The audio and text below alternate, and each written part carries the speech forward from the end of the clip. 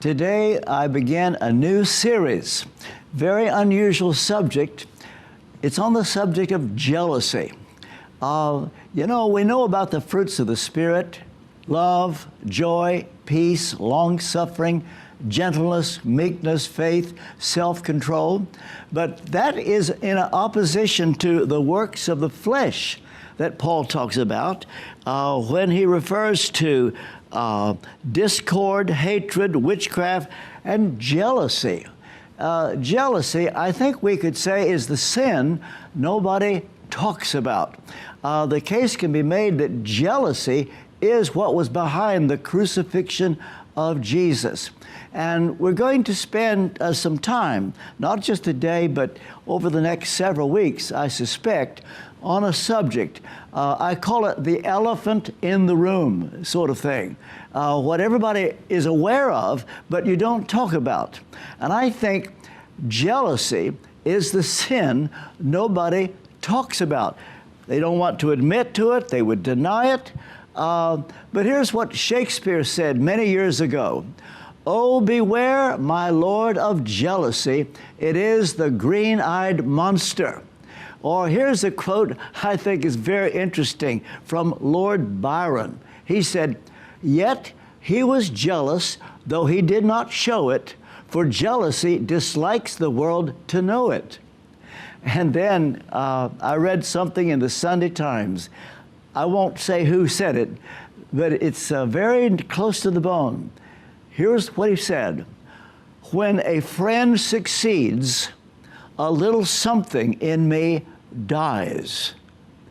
You know, jealousy, we just don't like to admit to it, but we've all got it. We all wrestle with it. Some years ago, I remember turning on our television set to a program in America called Meet the Press, possibly the most important and widely watched news interview program in America. Who was being introduced to be interviewed but my old friend? His first name is Richard. My mouth fell open. I swallowed. I looked again. I said, "Louise, guess who's on Meet the Press?" "It's Richard." Didn't give his surname. I'm not going to tell you. Anyway, she came in and began watching.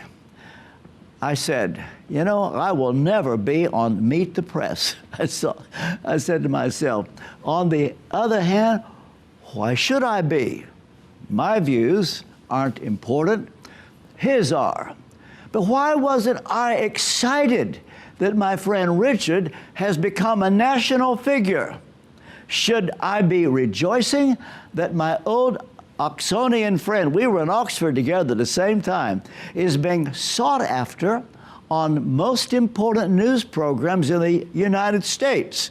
And now he's got a high position in his denomination. And so I was just feeling the jealousy. And as I say, we were at Oxford together. We were old friends. I should have rejoiced. We were in the same college, had the same supervisor. We were good friends. In fact, his wife used to babysit for our children. And now he's on national television. Why wasn't I thrilled to bits that my friend was being sought after like this? I think you know. I think I'm qualified to speak on this subject for 3 reasons. First, I know what it is to cope with jealousy, my own. Second, I know what it is to cope with another's jealousy of me from enemies and friends.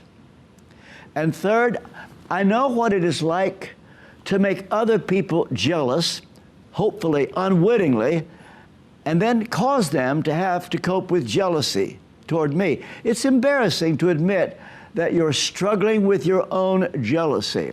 Now, I don't like to reveal that a particular person warrants my attention in that way. I can admit to other weaknesses more readily than I can admit to jealousy.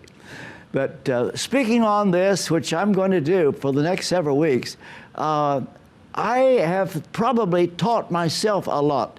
I've learned as I've researched this subject. Well, jealousy.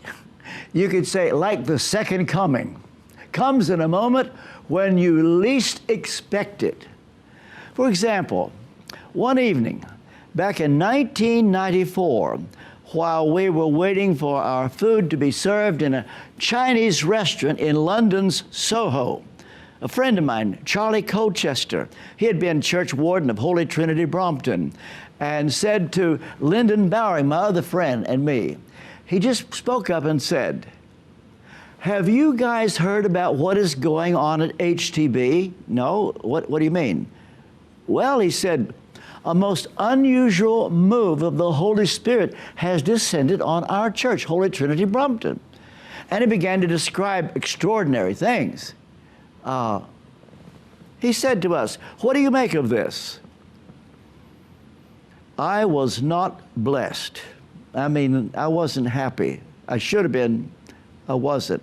And I remember the sobering day that I heard this, and I could take you to the very table in the restaurant, to the restaurant in Gerrard Street, where we were sitting. And I remember looking at my friend Lyndon, and he looked at me. And they wanted to know, did I think this was God? What was happening? I'll just tell you, they were praying for people, and people were falling to the floor and laughing their heads off. That was what was happening. Had you put me under a lie detector and asked whether I thought what Charlie was describing was of God, I would have said no.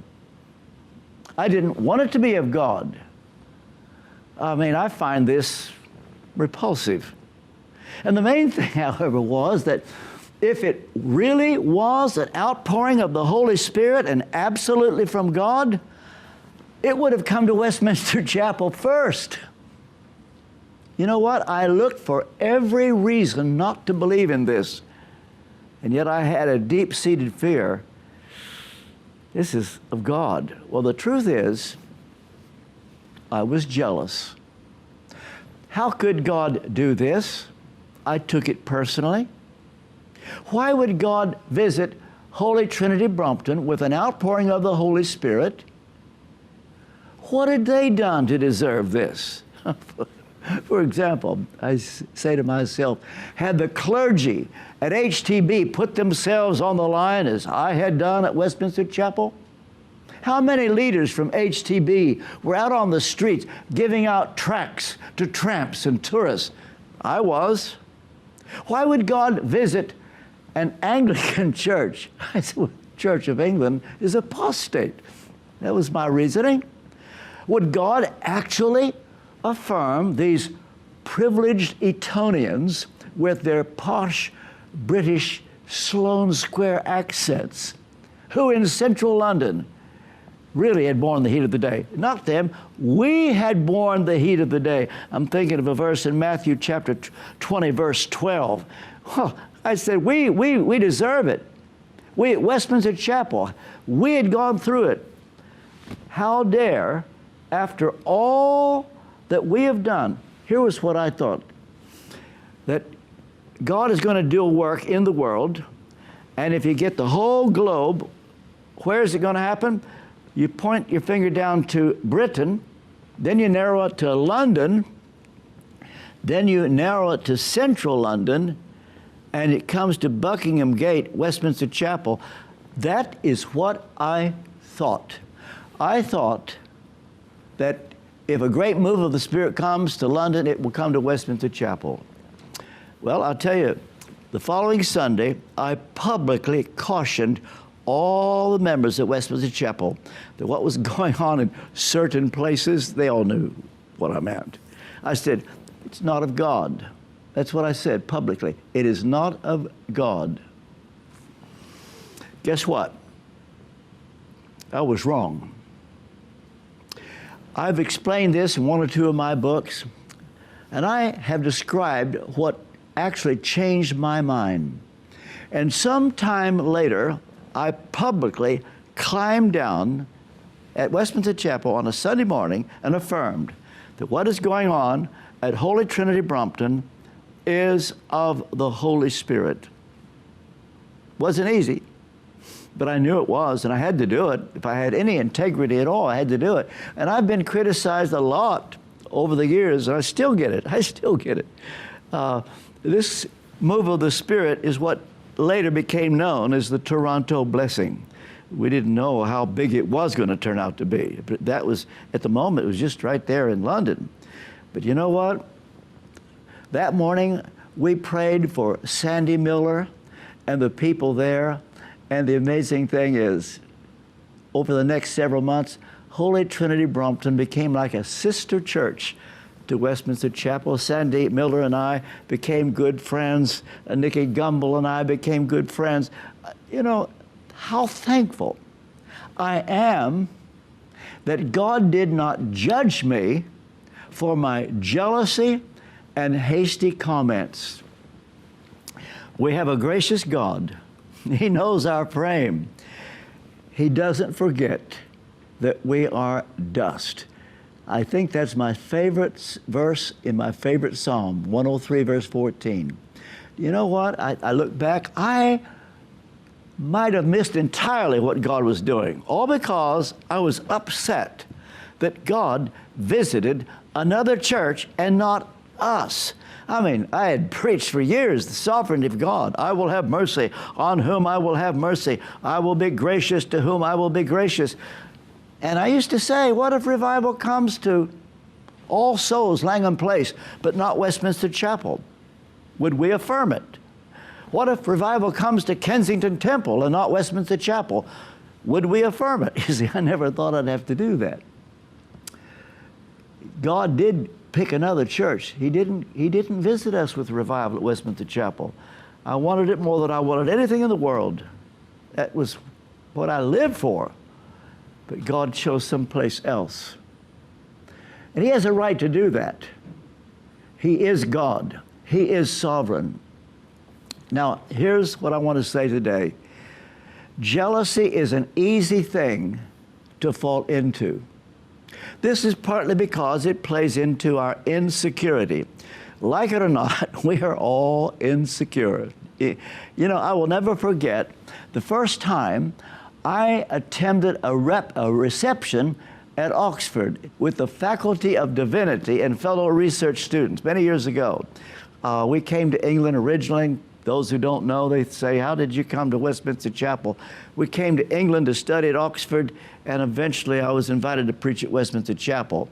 But back in those days, here I was with Oxford dons and some of the top minds of the whole world. They had all arrived academically. They had the prestige, they had the glory, they had the degrees, they had the credentials, the commendations and books under their names. Here's something I learned. Shouldn't have surprised me, but it did. What I was not prepared for was how insecure some of them were. Now, that's what I hadn't expected. What is more, they were insecure in the very area they should have been the most at home with, their brains. But their conversations were a dead giveaway to their need for more praise and more admiration. And not only that, one sensed a rivalry among the scholars and a defensiveness when one was challenged, a glee when opposing views were put down, and an obvious delight when they got complimented. And when I saw this, I thought I was the only one that felt like that. It made me see. It made me see. And I'm going to tell you now, there's not a person on the planet that does not struggle with a measure of jealousy. Anyone who says, I don't have that problem, they're lying. Now, I must say there are different kinds of jealousy. The most common in the Bible is sibling rivalry, both in the immediate family and, sadly, in the family of God, in the church. Wish it weren't so. And so there's sibling rivalry. There is professional jealousy, when doctors are jealous of each other. I could write a whole chapter on this one. Or lawyers are fearful of each other's status. Business people are jealous of each other's success. And, oh, should I say this? Where preachers are jealous of each other. And where prophetic voices even compete for who speaks for God. Well, both within and without the church, a woman may be jealous of another woman's beauty. Or the best of friends can fall out over a romantic competition. There's also social jealousy.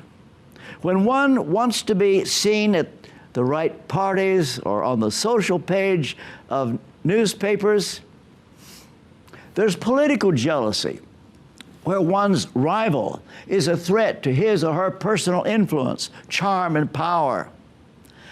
And there is, in some places, aristocratic jealousy, where background and antiquity gives a person a certain cachet. There's royal jealousy, when kings and queens claim to be the wealthiest and the most respected in the world. There's national jealousy, where a country and its citizens feel superior over another. There's educational jealousy, where one boasts of the most degrees and the best schools. There's jealousy over wealth, pedigrees, job or position, talent, the size of location, or one's, I want to say, the size or location of one's office, background, culture, home, car. They get jealous of each other's car. And there's also what I would call a benign envy, motivation to do good, a legitimate jealousy. Paul refers to a godly jealousy in Corinthians chapter 11, verse 2. Well, over the weeks to come, I'm going to go into different kinds of jealousy. I would just ask you this question. Do you have a problem with jealousy? This is the thing we don't like to admit to. We just don't like to admit we've got a problem. We just say, that's their problem. I don't have it. I have to say, you do have a problem with it. I have a problem with it. But God knows our frame. He remembers that we're dust. And He takes those weaknesses and causes them to be used to Him despite ourselves.